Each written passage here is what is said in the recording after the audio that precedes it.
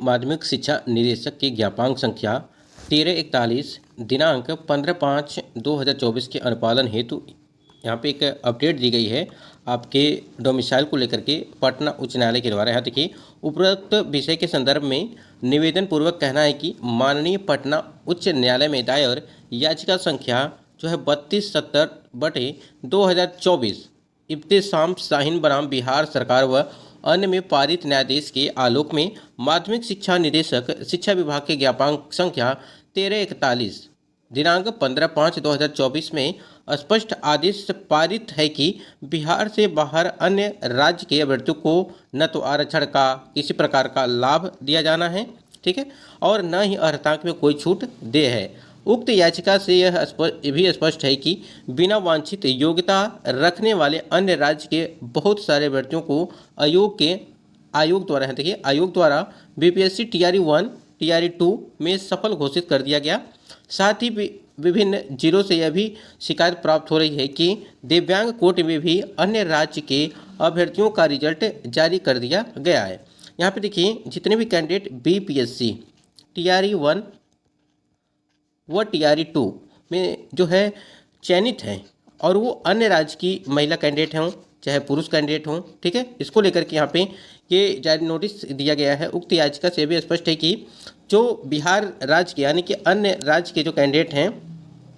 जब BPSC TRE 1 की भर्ती और टीआरई 2.0 की भर्ती में जो है सफल घोषित किए गए हैं, जो यहाँ पे साथ ही विभिन्न जिलों से यह भी शिकायत प्राप्त हो रही है कि दिव्यांग कोर्ट में भी अन्य राज्य के अभ्यर्थियों का रिजल्ट जारी कर दिया गया है, ठीक है। अब यहाँ पे एक चीज़ समस्या ये है कि यहाँ पे अगर देखा जाए तो बीपीएससी आयोग की भी थोड़ी गलती यहाँ पे है, ठीक है। अगर आपको याद होगा, जब सीटेट के लिए एक नोटिस जारी किया गया था जिसमें 60% से कम अभ्यर्थियों, जिनका भी अदर स्टेट के कैंडिडेट है 60% से कम है, उनको जो है बाहर किया गया है। अगर हम आपको नोटिस दिखाएंगे तो जब नोटिफिकेशन जारी किया गया था तो उस नोटिफिकेशन में थोड़ी सी मिस्टेक है। अगर उसमें एक चीज़ क्लियर हो गई होती कि यहाँ पे जो 55% सीटेट में नंबर के लिए महिला कैंडिडेट के लिए बताया गया था,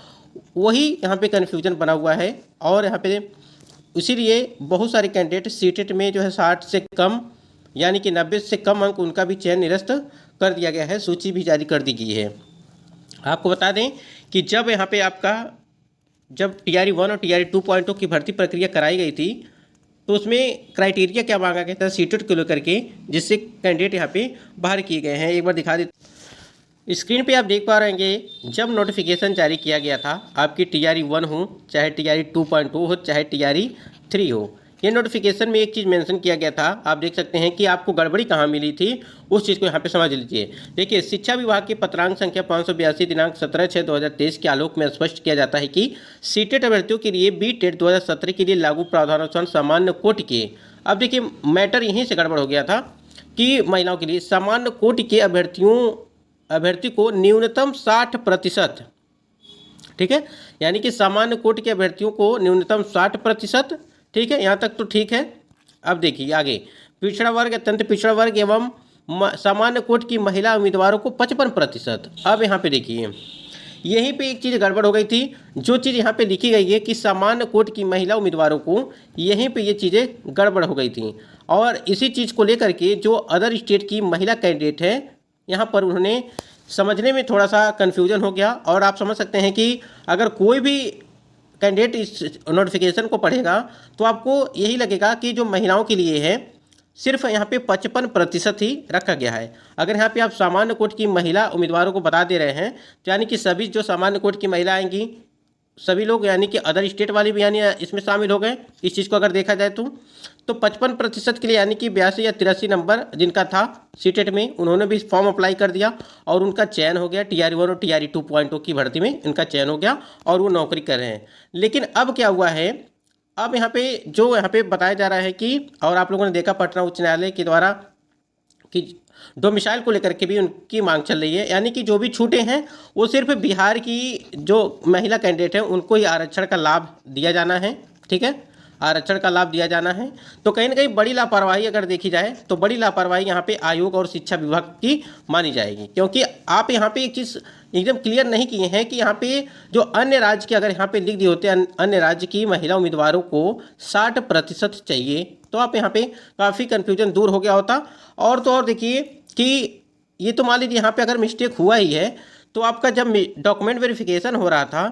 तब आप लोगों ने मतलब गलती क्यों कर दिया, यानी कि यहाँ पर भी उनकी गलती है कि डॉक्यूमेंट वेरिफिकेशन में जो भी लोग थे उनके द्वारा ये सारी इतने बड़े मतलब कि लापरवाही देखी जाए अगर आयोग की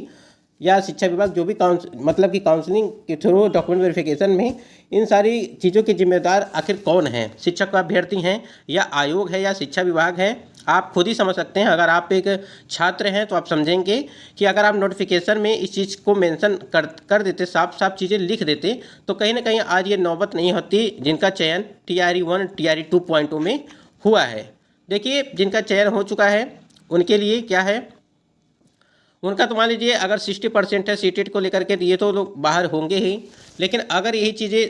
आप अपने ऊपर भी लेके थोड़ा सा देखेंगे तो कहीं ना कहीं काफ़ी दिक्कत होगी। आप भी इस चीज़ को समझिए थोड़ा, ठीक है। एक चीज़ मिलती है दूसरी छूटती है, इस प्रकार से जो है आप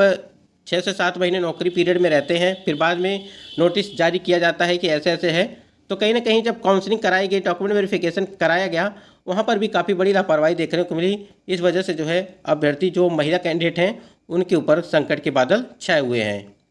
तो यहाँ पे जो पटना उच्च न्यायालय, यहाँ तो हमने आपको समझा दिया कि सीटेट को लेकर के था। अब देखिए यहाँ पे कि अन्य राज्य के अभ्यर्थियों का रिजल्ट जारी कर दिया गया। और देखिए यहाँ पे जो फर्जी जो दिव्यांग नहीं हैं वो भी दिव्यांग का फर्जी सर्टिफिकेट बनवा करके जो है नौकरी में है। अतः इस संदर्भ में आपसे अनुरोध है कि माध्यमिक शिक्षा निदेशक शिक्षा विभाग की ज्ञापक संख्या 1341 दिनांक 15/5/2024 के अनुपालन हेतु निम्न कदम यथाशीघ्र उठाए जाएंगे। तो आप पहले नंबर पे आप देख सकते हैं कि इन्होंने क्या कुछ दिया है कि यहाँ पे कदम यथाशीघ्र उठाए जाएंगे। अन्य राज्य की जिन महिलाओं का रिजल्ट सामान्य महिला के लिए आरक्षित पदों पर चयन हुआ है उनका चयन निरस्त कर दिया कर सूची जारी की जाए, ठीक है। और अन्य राज्य की जिन महिलाओं का रिजल्ट सामान्य सीट पर चयन हुआ है यदि उनका सीटेट में प्राप्तांक 60 से कम है, 90 अंक से कम है, उनका भी चयन निरस्त कर दिया जाए, सूची जारी की जाए। तो देखिए उसके लिए तो आप लोगों ने देखा कि एक 10 लोगों का यहाँ पे सीटेट को लेकर के यहाँ पे जांच चल रही है और बाहर भी किए जा रहे हैं। दिव्यांग कोट में अन्य राज्य के जिन अभ्यर्थियों का चयन हुआ है उनका भी चयन निरस्त कर सूची जारी की जाए। यानी कि दिव्यांग को लेकर के जो भी दिव्यांग का, देखिए दिव्यांगों के लिए यहाँ पे दिया गया है कि दिव्यांग कोट में अन्य राज्य के जिन अभ्यर्थियों का चयन हुआ है उनका भी चयन निरस्त कर देना चाहिए। और आपसे साधारण अनुरोध है कि माननीय पटना उच्च न्यायालय में विभागीय आदेश के अनुपालन हेतु यथाशीघ्र उपरोक्त कदम उठाए जाए, अन्यथा स्थिति में हम माननीय उच्च न्यायालय में आपके विरुद्ध अवमानना याचिका दायर करने को बाध्य होंगे। अब यहाँ पे देखिए तो पटना हाईकोर्ट, जैसा कि आपको ज्ञात होगा कि ये अपडेट आप लोगों ने देखा भी होगा, और BPSC पास गैर बिहारी को 25 तक देना होगा दक्षता प्रमाण पत्रों के लिए। प्राथमिक से लेकर के उच्च माध्यमिक विद्यालय के HM को दी गई है जिम्मेदारी, जो हमने अभी आपको बताया कि वैसे शिक्षकों की नौकरी जा सकती है जो बिहार के मूल निवासी नहीं हैं, फिर भी बिहार अधिनियम 3 का लाभ प्राप्त किया है। इब्तिसाहीन बनाम राज्य सरकार के मामले में हाईकोर्ट के आदेश के बाद जो शिक्षा विभाग के बार फिर से हरकत में आ गया है। अब वैसे शिक्षकों की चिन्हित करने के शिक्षा प्रमाण पत्रों के साथ ही आधार कार्ड, डोमिसाइल सर्टिफिकेट, देखिए यहाँ पे डोमिसाइल सर्टिफिकेट जमा करने का आदेश दिया है।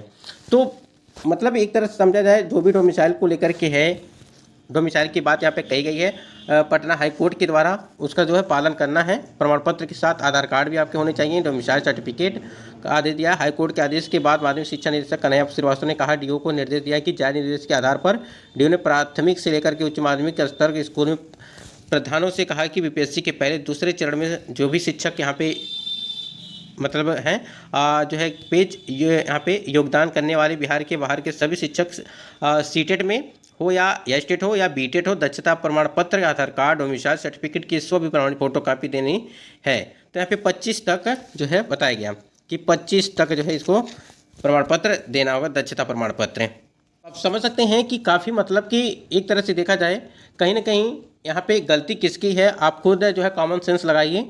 आपको सारी चीज़ें क्लियर होंगी। अगर देखिए बाहर तो होना ही है क्योंकि जो फर्जी होंगे वो तो बाहर होंगे ही, लेकिन कहीं ना कहीं अगर नोटिफिकेशन की बात करें तो आपको जो हमने अभी दिखाया नोटिफिकेशन में कि जो कैंडिडेट बाहर हो रहे हैं, चाहे वो देखिए अदर स्टेट के कैंडिडेट हों, चाहे बिहार के कैंडिडेट हों, जितने भी हों, सबकी जांच होनी चाहिए, क्योंकि देखिए सबकी जांच होगी तो कहीं ना कहीं यहाँ पे काफ़ी ज़्यादा खुलासा होगा और बड़े लेवल पे इस प्रकार से देखने को मिले। रह गई बात अब यहाँ पे कि जो TRE 1 और TRE 2.0 में जो सीटें खाली होंगी, मान लीजिए जो फर्जी निकल रहे हैं, उस पर चयन प्रक्रिया होगी या नहीं होगी। तो बिल्कुल, चाहे देखिए अगर TRE 1 का कैंडिडेट फर्जी शिक्षक 1 या 2 या 3 जो भी चीज़ें हैं, जितने भी कैंडिडेट निकल रहे हैं उस पर TRE 1 के कैंडिडेट को रखा जाए, ठीक है, मेरिट के आधार पर। फिर TRE 1 और साथ ही TRE 2.0 की भर्ती की अगर जांच चल रही है तो उसमें भी जो शिक्षक निकल रहे हैं उनको दूसरे कैंडिडेट को यहाँ पे रखा जाए, तब जा करके यहाँ पे सारे जो है लेवल आपके पूरे होने वाले हैं और योग्य शिक्षक आपको मिलेंगे। तो कहीं ना कहीं काफ़ी बड़ी लापरवाही अगर देखी जाए, अगर मान लीजिए 10, 15, 20 की बात अगर रहे तो हर जगह से जब इस प्रकार से फर्जी मिल रहे हैं तो कहीं ना कहीं लापरवाही मानी जाएगी यहाँ पे।